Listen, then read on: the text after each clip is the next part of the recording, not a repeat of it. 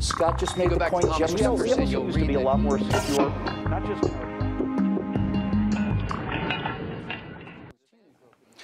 Well, it's one of the most enduring images of the Clinton administration, which you may remember is a time when most of the headlines featured photos which were not really fit for publication.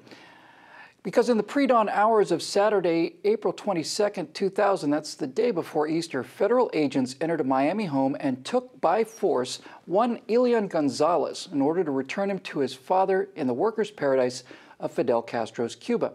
Janet Reno, who had issued a similar sort of order at Waco, Texas, took the heat for that raid. There was a lot of heat, and that was 15 years ago, if you can believe it, and you better believe it, because there's actual photographic evidence. In an ABC News exclusive interview, Elian Gonzalez, now 21 years old, talked about his time in America, his ordeal at sea, and his post-limelight life in Cuba. But what I want to know is whether or not the events of 15 years ago were justice or a travesty. So to help us solve this riddle, let's bring in Steve Green, and sitting in for the vacationing Scott Ott, our PJTV regular designated hitter, Steve Cruiser. Welcome, gentlemen.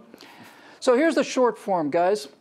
Desperate to escape from the tyranny of Fidel Castro's communist island nation, Elian Gonzalez, his mother, and 12 others joined hundreds of thousands of their countrymen over the decades since the Cuban Revolution in 1959 and launched themselves towards freedom in a small, leaky aluminum boat with a bad engine. All the seaworthy vehicles were already docked in Key West or at the bottom of the Florida Straits, presumably. Now, placed in an inner tube for his safety as the boat began to founder, Elian awoke to find his mother gone forever. She and 10 of the other 12 had died drowning in the 12-foot waves trying to reach asylum. So, Steve Cruiser, after that kind of sacrifice, do you think the story has a happy ending by him being back in Cuba? In this recent interview, Elian seems grateful to the American people, proud and happy to be back in Cuba. Or do you think that after the kind of ordeal he and his mother went through, the idea of a federal agent sticking what appears to be an MP5 in his face to be sent back to a communist dictatorship, do you think that was a travesty of justice? Well, despite all the warm fuzzies going on between the current administration and the Cuban administration right now, I don't believe anything I see coming from a communist country as far as the American media is concerned, because we know, going back to the Cold War days, Cuba, the Soviet Union, everybody else, they only let the Americans see what looks good for them right now. So Elian Gonzalez is a tool for them right now. He's part of the propaganda. I don't know that he's really happy, but I do know that he's not going to go on camera with an American interviewer and say, this place is still a you-know-what hole, come get me out of here. That's not going to happen. I have a famous musician friend, a singer, I'm not going to say who she is, but she went over and got the celebrity tour of Cuba once, and she came back and she goes, I just love what Fidel Castro's done with the country. And I said, you know who never says that to me? And she said, who? And I said, my friends from Cuba. They never say that to me. Nobody. And I have a lot of people I know who have come from Cuba and from the Castro regime. So, no, I think it was disturbing to see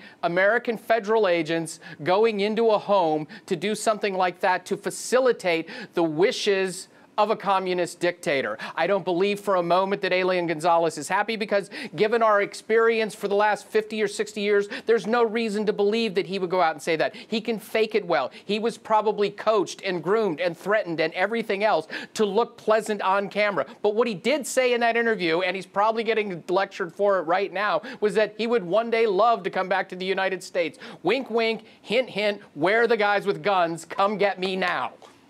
Yeah, after he got back, apparently the Castro government made a giant statue of, oh golly, what's his name? Jose Marti, the big Cuban hero, holding a child in his arms. And Elian saw the statue and said, that's me.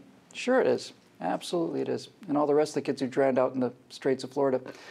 Now, Steve Green, you have 2 kids. If America were to fall into a communist tyranny, let's just say hypothetically, what would you make the decision to do? Would you make the same decision that Elian's mothers did? Or if so, would it be worth it? And if you made a decision like that, Steve, if you decided to risk your life, your wife's life, and your kid's life to get to freedom, how would you then feel if men with guns, representatives of the presumably freedom-loving sanctuary you'd sacrificed so much to reach, stuck those guns in your kid's face and brought him back into tyranny again? Well, I think after all these years and all these segments that you know my answer to that. There are a couple other things I'd like to say. I mean, of course, we would be crossing the frozen ice to get into Canada. We would take any risk, any chance to escape that kind of tyranny. But one of the formative moments of my life was visiting the Escape Museum in what used to be West Berlin. I was in West Germany for about a month in 1985 or 1984, and we took the train into West Berlin, which is itself very scary because you've got these East German soldiers boarding the train, running mirrors under it. They were carrying AK-47s and inspecting your papers very thoroughly. But you go to the Escape Museum, and it's a shame this thing wasn't some grand marble a museum like you think of it. It was kind of a shop front in a not great area of Berlin, West Berlin, close to the wall. And you saw all these amazing stories of these people who risked their lives, risked everything to get over the wall or to somehow clear the border. And one of my favorites, just talk about human ingenuity, is these young people had put rubber dog toy balls in the shock absorber coils of their car, so that when they loaded up their friends on the east side of the wall who they went to visit, the trunk didn't sag, and the East German guards didn't bother to inspect the trunk. How about that? They risked their own lives to bring their friends back across. Just an amazing thing. Well, imagine if the United States were in the business of taking these people, and instead of putting up a museum to them in West Berlin, we turn them back around at gunpoint and force march them back across the wall. Well, that's what this Clinton administration did to this poor boy. They took him at gunpoint and they put him back across the wall, except instead of a wall, it's 90 miles of water. But that's exactly what they did. It was one of the most shameful moments in American history, just this tiny moment. So telling for the Clinton administration. People say, I don't recognize my country anymore. Well, if that's true, that for me was the moment when that process began. And I just have one question. This will finish things up. I know I've gone on too long.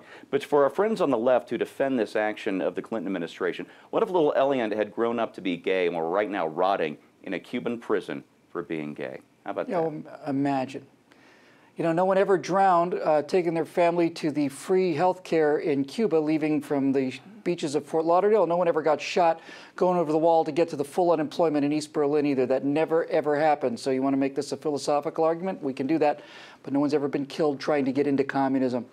My friends, I grew up in Miami surrounded by Cuban refugees, and two of the high points of my life were the two trips I made to Guantanamo Bay on behalf of PJTV.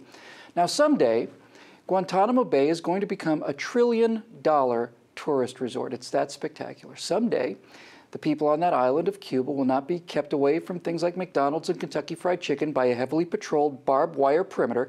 That fence isn't there to keep the Marines pinned into Guantanamo Bay. It's there to prevent the millions of Cubans who take the kind of risks that Elian Gonzalez's mother and those of the other 10 who died, and the thousands, if not hundreds of thousands of other people who've also drowned or died horrible deaths of exposure trying to get from there over to here. That's why that fence is there, is to stop Cubans from running to defect in their own island. Now, to get from here to there required a president and an attorney general sympathetic to this lovely little island where the natives have to boil stones to make soup so they don't starve to death. With that said, as Steve said, Elian looks happy. That doesn't really mean anything. He has a lovely girlfriend. That's nice to know.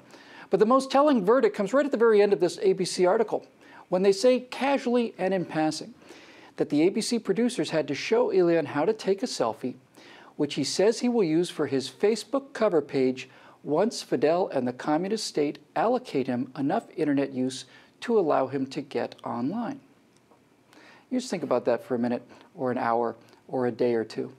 For PJTV, I'm Bill Whittle.